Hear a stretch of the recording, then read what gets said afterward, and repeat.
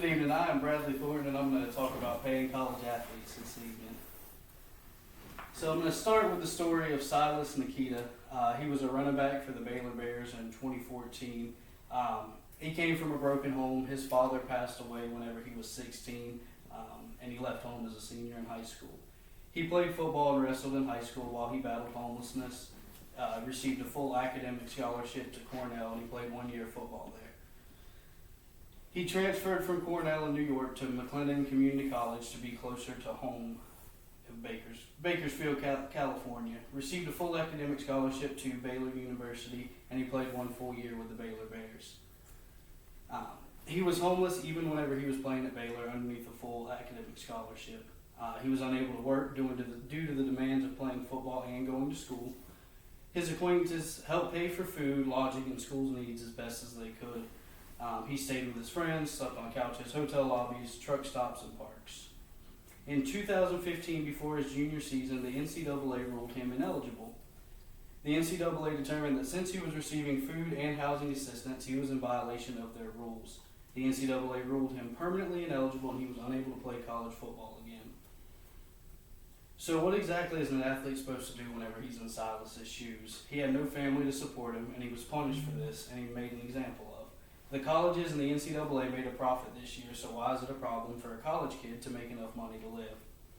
How can sports fans expect their favorite team and athletes to be able to perform when they don't know where they'll sleep tonight or where their next meal will come from? The question must be asked, is it time to start playing college athletes? So the issue on whether to pay college athletes has been considered and debated in our nation since the popularity of college athletics started to boom in the 1970s and 80s when universities and television networks began profiting from televised sporting events. Today I'll explain the amount of money the colleges make off of college sports, the problem with the current NCAA model preventing payment, and last I'll give my stance on why athletes should be paid with some action steps to support my solutions. The first thing you need to know are some of the problems related to the current policies the NCAA has in place restricting compensation. $4.4 billion is how much the NCAA and the universities made off of sporting events in 2022 alone. That's according to Statista and Dean Straka with CBS Sports. So how much of this money did the NCAA distribute directly to its athletes? Zero. As of now, the NCAA has no rules in place to directly compensate an athlete. Currently, there are more than 100 college coaches making more than $1 million a year. And the top 25 paid college football coaches average $5.2 million a year. Sure, some athletes do receive a scholarship, but according to Nicole Kim of Bowl.org, the average scholarship is only $18,000.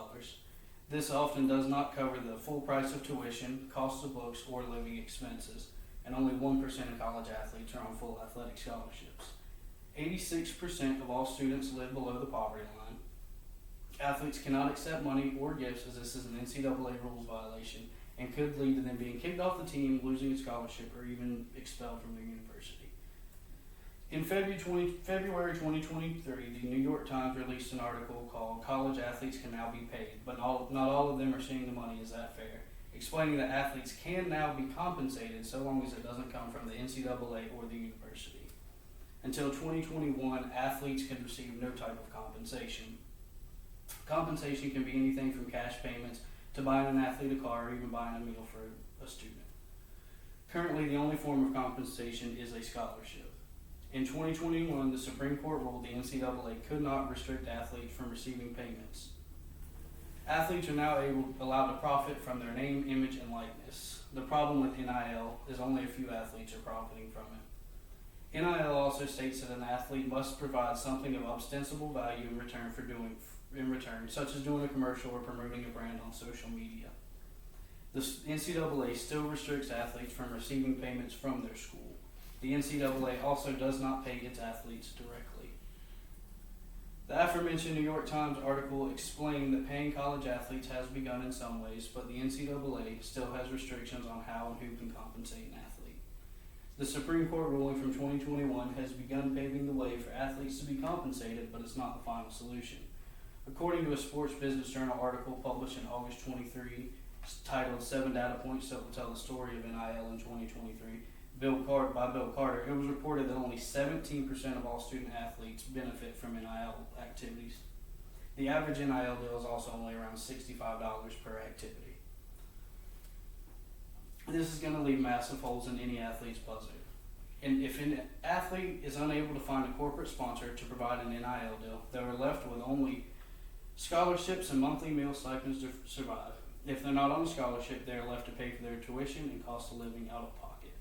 Athletes provide an almost unlimited revenue source for the NCAA and their universities. According to that same Bold.com article titled, "Do College Athletes Get Paid?" there are problems with athletes only being paid with a scholarship. Most student athletes on scholarship receive only a partial scholarship that only covers portions of tuition but does not include things such as books or meals. Students on full scholarships can have the entirety of their tuition paid, as well as stipends to pay for books and free meal plans. The notions that athletes are being paid via scholarships and stipends for basic necessities is preposterous, as only the top athletes will qualify for these things. To review, the New York Times article stated the NCAA is required by the Supreme Court to allow the athletes to profit off their name, image, and likeness. Some students can profit from this new legislation. The NCAA and the universities are not able to pay their athletes directly, and many students are forced to go hungry for the opportunity to be a professional athlete. The article read about Hamza Abdullah's struggles as a broke college student by Brian Floyd in October 2016 for CougarCenter.com illustrates an example of a student struggling financially and details what life is like for most student athletes. Abdullah was on a full athletic scholarship to play football at Washington State University. He was forced to obtain student loans to pay for his books and tuitions. He used government assistance to pay his light bill, clean the floors in fraternity and sorority houses to make money. He was unable to call home because the phone cards were too expensive in the dorms. This was before cell phones. And once Abdullah and one of his teammates were stuck at a Denny's because they were $2 short on a $20 bill. He was unable to afford a suit to wear for his appearances going through the draft process and was not able to purchase one until he was drafted into the National Football League and purchased one his rookie year. He was a star football player on one of the best teams Washington State has ever had, and he was forced to struggle in order to make ends meet. Now that you have some knowledge of the problem, there seems to be only two solutions. To ensure that athletes are compensated fairly, we as a country must encourage two simple solutions. The NCAA pay athletes a salary, and colleges and universities to provide stipends to all student athletes.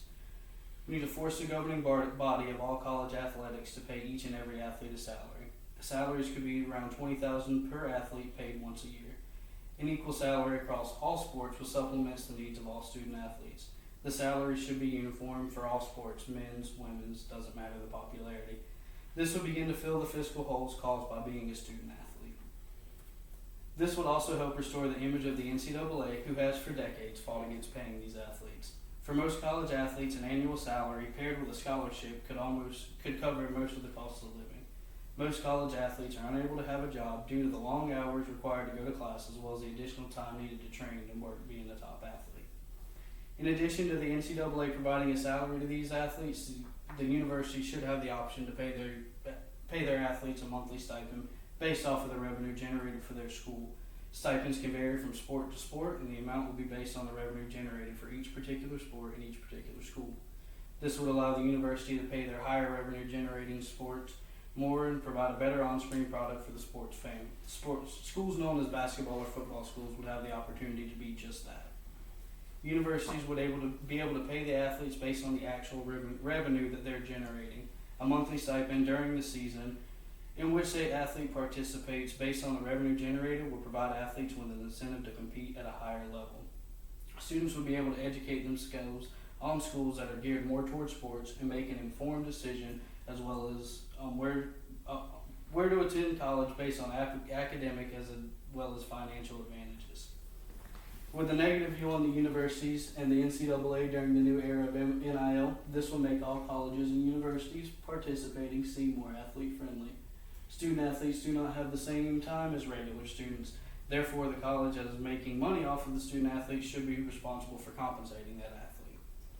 There needs to be a clear policy for athlete compensation that is not only at the national level with the NCAA, but also at the local level with all the colleges and universities. People need to understand that there currently is no legislation that allows entities profiting off of these athletes to compensate them. Lastly, I will tell you my stance and some action steps for the community. I believe that we live in a country that loves and supports college athletics, and it's time we support athletes and remove the restrictive rules in place that prevent them from monetizing from their fame. America's always taken pride in its democracy and freedoms. We cannot continue to allow the NCAA to determine how and who can pay a player. The athletes that entertain and put their bodies and futures on the line should be able to do so without the fear of not having a meal or their lights being shut off. Colleges should be full of student athletes that want to play sports, and by compensating them, you remove the extra stress caused by being a student athlete. The benefits, if we were to enact these things, if we make these changes, it would allow the college athletes to remain at their original school and have pride in their university. It would also reduce the chances of athletes dropping out to support their families. It will create a financially sound young adult with a completed degree able to handle their future, whether it's playing professionally or getting a career in the field of their degree. Some of the consequences that could happen if we don't begin doing this: the problems of the past will resurface today. The rallies, protests, and non-stop calling out of the NCAA will continue. Athletes will begin to play fewer and less games for fear of injury or the promise of a better future at another college or playing sport professionally. Athletes will continue to struggle to pay their bills, feed their families, and go to college. College athletics will eventually fade into obscurity. Fewer college athletes will be able to graduate with a degree. Loyalty to colleges and universities will be lost for the chase of more money. When an athlete gets injured, they are at a higher potential to lose their scholarship. Most athletes, after a career-ending injury, are unable to finish their degree and receive no funding. Athletes with injuries like this are also very unlikely to play professionally. So what do these athletes do? What about the injured athletes that can't afford a scholarship? So what can you do? Contact your state representatives to encourage them to allow the payment of college athletes. Write the NCAA and demand they repeal the antiquated laws preventing compensation. Join or donate to organizations are already engaging in NIL deals with student athletes. Contact your favorite university's president and request they use their influence to change these laws. Contact the media or any of these issues and speak out on social media for the unfair treatment of athletes. So in review, today I explained to you the reasons why athletes should be paid, some possible solutions to paying athletes, and why it is important to pay athletes in America. As previously mentioned, the issue on whether to pay college athletes has been considered and debated in our nation since the television boom of the 70s and 80s. Athletes dedicate their lives to a sport in which they hope one day will change their family's financial future forever. Something that could be taken away in the blink of an eye. Hours upon hours are spent perfecting their craft and preparing their bodies for the chance. The problem is most athletes are living in abject poverty. We as fans enjoy rooting for our favorite team, and based on the numbers from the NCAA, we are already providing enough money to compensate these athletes. There is no world in which entities should be able to make a profit off of someone and not have to compensate that person at all. It's fundamental wrong in this country that the NCAA not only gets to profit from these athletes, but also enforces rules that prevents them from being paid. College coaches are paid more now than any other time in history. TV deals have reached astronomical highs, and the popularity of sports has never been higher. The athletes who pour their blood, sweat, and tears into entertaining us receive nothing more than a free education. So put yourself in the shoes of Silas Nikita or Hamza Abdullah, starving, worried about your lights being shut off, and expected to perform for thousands in the stands and millions at home, all while the NCAA and the university make the profit. In your deliberations, whatever you choose to do, remember that the NCAA and the colleges and universities are bringing around $4.4 billion annually, with the number only rising. The athletes that perform for you and me are giving nothing other than a free education and the possibility of playing sports professionally. That was just mighty good there.